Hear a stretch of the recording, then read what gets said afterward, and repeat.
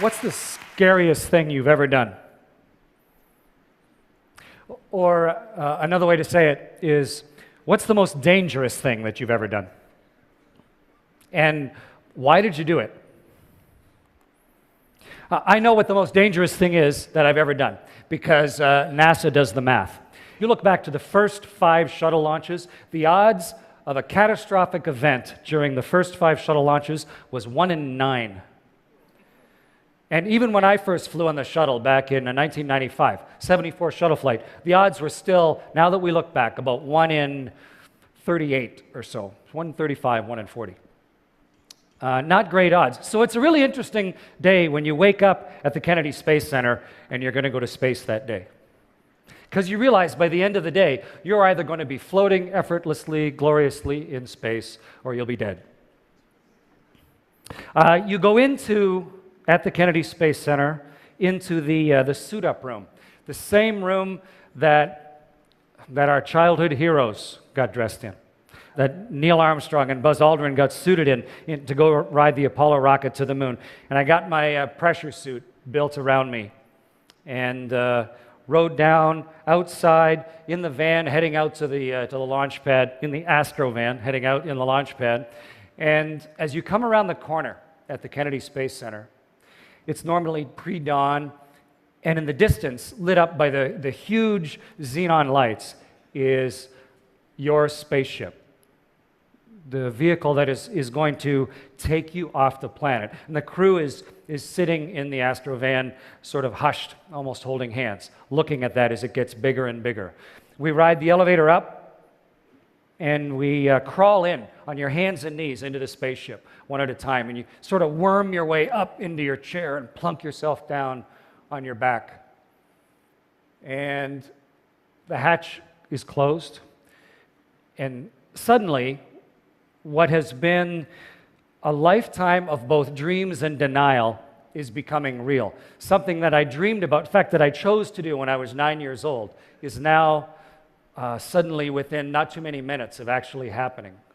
And in the astronaut business, the shuttle is a very complicated vehicle. It's the most complicated flying machine ever built. And in the astronaut business, we have a saying, which is, there is no problem so bad that you can't make it worse. And so you're very conscious in the cockpit. You're thinking about all of the things that you might have to do, all the switches and all the wickets you have to go through. And as the time gets closer and closer, this excitement is building.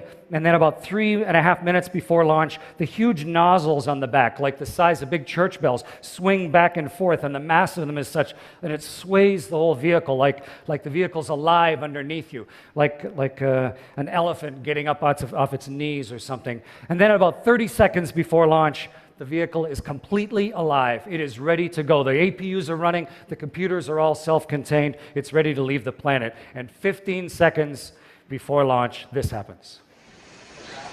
12, 11, 10, 9,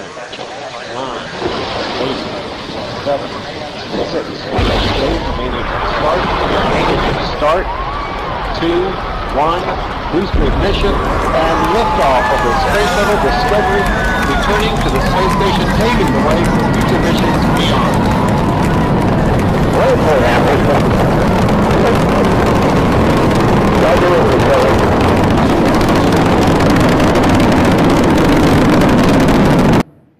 It is incredibly powerful to be on board one of these things. You are in the grip of something that is vastly more powerful than yourself. It's shaking you so hard you can't focus on the instruments in front of you. It's like you're in the jaws of some enormous dog, and there's a foot in the small of your back pushing you to space, accelerating wildly straight up, shouldering your way through the air, and you're in a very complex place, paying attention, watching the vehicle go through each one of its wickets with a steadily increasing smile on your face.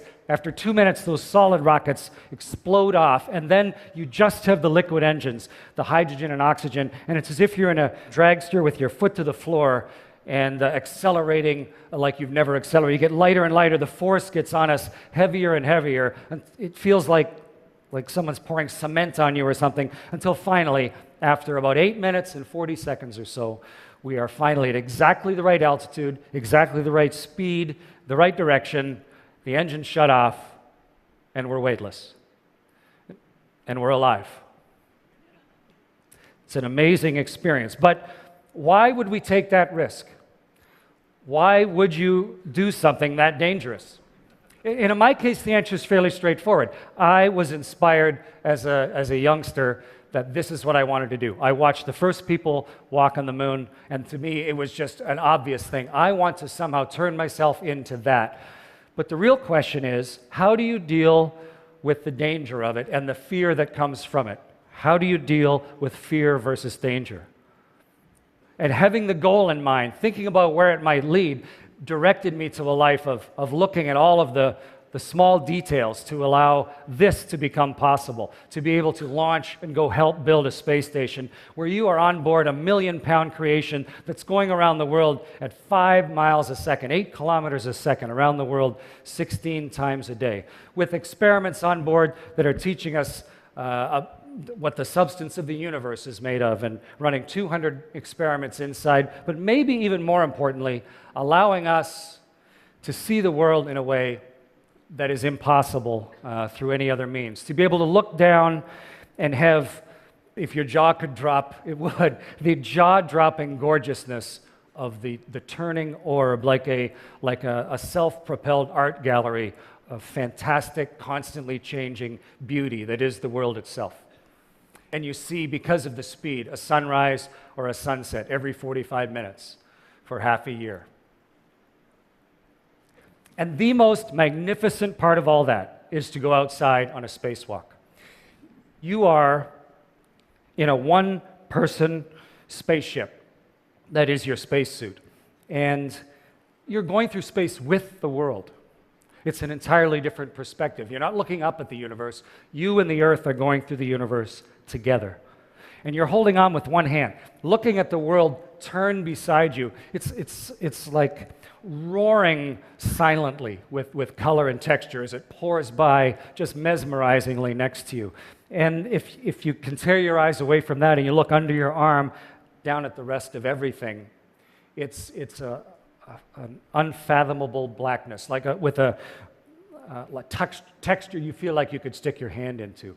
And you are holding on with one hand, one link to the other 7 billion people. And I was outside of my first spacewalk when my left eye went blind. And I didn't know why. Suddenly my left eye slammed shut in great pain, and I couldn't figure out why my eye wasn't working. I was thinking, what do I do next? I thought, well, maybe that's why we have 2 eyes, so I kept working. But unfortunately, without gravity, tears don't fall. And so you just get a bigger and bigger ball of whatever that is mixed with your tears on your eye until eventually the ball becomes so big that the surface tension takes it across the bridge of your nose like a tiny little waterfall and goes goosh into your other eye. And now I was completely blind outside the spaceship. So what's the scariest thing you've ever done?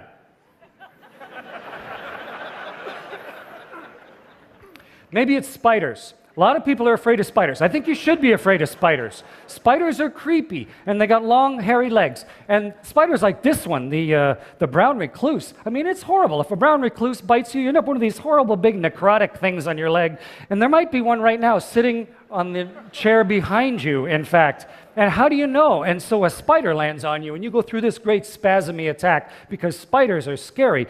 But then you could say, well, is there a brown recluse sitting on the chair beside me or not? I don't know. Are there brown recluses here? So if you actually do the research, you find out that in the world there are about 50,000 different types of spiders.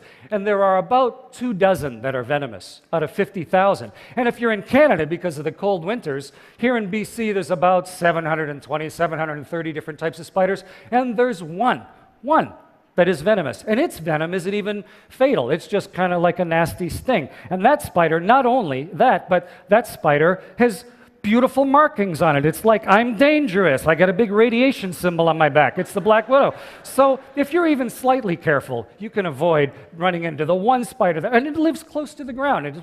You're walking along, you are never going to go through a spider web where a black widow bites you. Spider webs like this, it doesn't build those. It builds them down in the corners. And it's for black widow because it's the female spider eats the male. It doesn't care about you. So in fact, the next time you walk into a spider web, you don't need to panic and go with your caveman reaction. The danger is entirely different than the fear.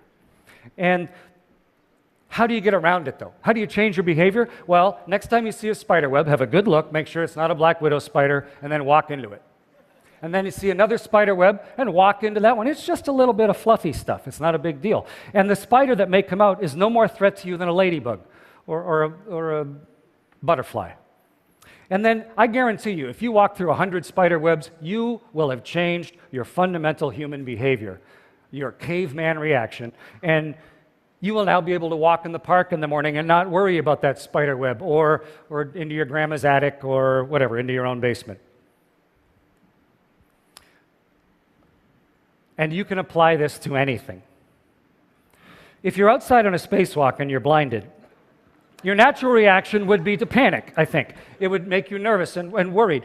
But we had considered all the venom, and we had practiced with a whole variety of different spider webs. We knew everything there is to know about the spacesuit, and we trained underwater thousands of times. And we don't just practice things going right, we practice things going wrong all the time, so that you are constantly walking through those spider webs, and not just underwater, but also in virtual reality labs with the helmet and the gloves, so you feel like it's realistic. So when you finally actually get outside on a spacewalk, it feels much different than it would if you just went out first time. And even if you're blinded, your natural panicky reaction doesn't happen. Instead, you kind of look around and go, okay, I can't see, but I can hear, I can talk. Scott Perezinski's out here with me. He could come over and help me. We actually practiced incapacitated crew rescue, so he could float me like a blimp and stuff me into the airlock if we had to. I could find my own way back. It's not nearly as big a deal. And actually, if you keep on crying for a while, whatever that guck was that's in your eyes starts to dilute, you can start to see again. And Houston, if you negotiate with them, they will let you then keep working. And we finished everything on the spacewalk. And when we came back inside, Jeff got a cotton batton and took the crusty stuff around my eyes. And it turned out it was just the anti-fog, sort of a mixture of oil and soap that got in my eye. And now we use Johnson's No More Tears, which we probably should have been using right from the very beginning. But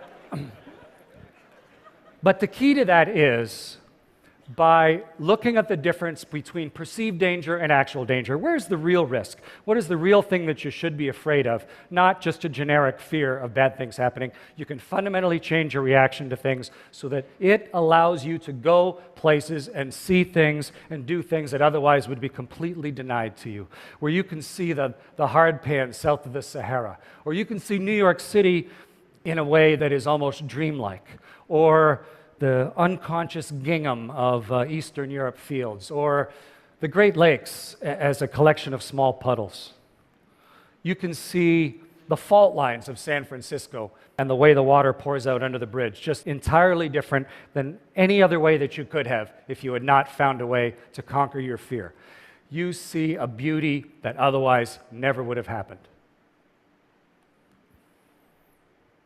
It's time to come home at the end. This is our spaceship, the Soyuz, that little one. 3 of us climb in, and then this spaceship detaches from the station and falls into the atmosphere. These 2 parts here actually melt. We jettison them and they burn up in the atmosphere. The only part that survives is the little bullet that we're riding in, and it falls into the atmosphere. And in essence, you are riding a meteorite home. And riding meteorites is scary, and it ought to be. But instead of riding into the atmosphere, just screaming like you would if suddenly you found yourself riding a meteorite back to Earth, instead, 20 years previously, we had started studying Russian. And then once you learned Russian, then we learned orbital mechanics in Russian. And then we learned vehicle control theory. And then we got into the simulator and practiced over and over and over again. And in fact, you can fly this meteorite and steer it and land in about a 15-kilometer circle anywhere on the Earth. So in fact, when our crew was coming back into the atmosphere inside the Soyuz, we weren't screaming, we were laughing. It was fun. And when the great big parachute opened, we knew that if it didn't open, there's a second parachute, and it runs on a nice little clockwork mechanism. So we came back, we came thundering back to Earth, and this is what it looked like to land in a Soyuz in Kazakhstan. And you can see one of those search and recovery helicopters once again That helicopter, part of a dozen such Russian Mi-8 helicopters. Touchdown, 3:14 and 48 seconds, a.m. Central Time. And you roll to a stop as if someone threw your spaceship at the ground and it tumbles end over end. But you're ready for it. You're in a custom-built seat. And you know how the shock absorber works.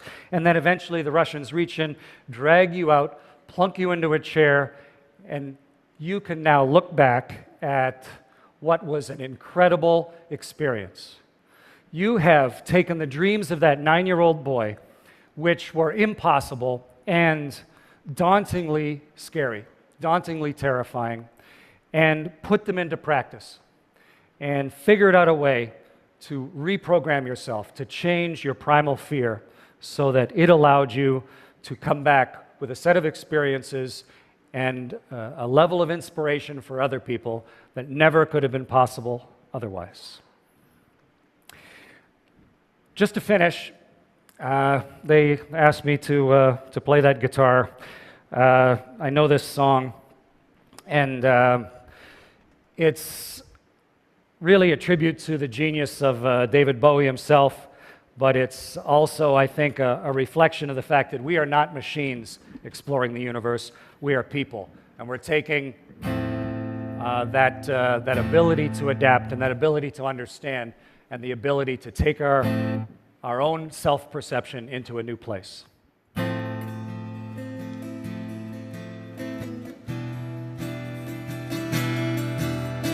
This is Major Tom to ground control. I've left forevermore,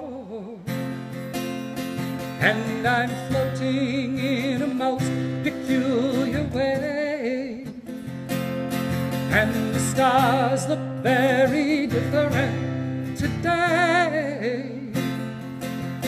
For here am I floating in a tin can, a last glimpse of the world. Planet Earth is blue, and there's so much left to do.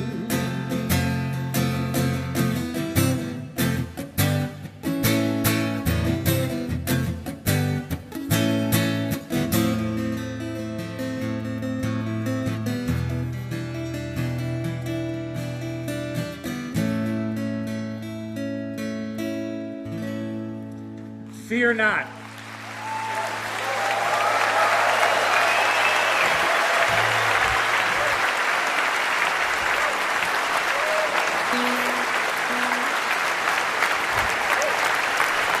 Very nice of you. Thank you very much. Thank you.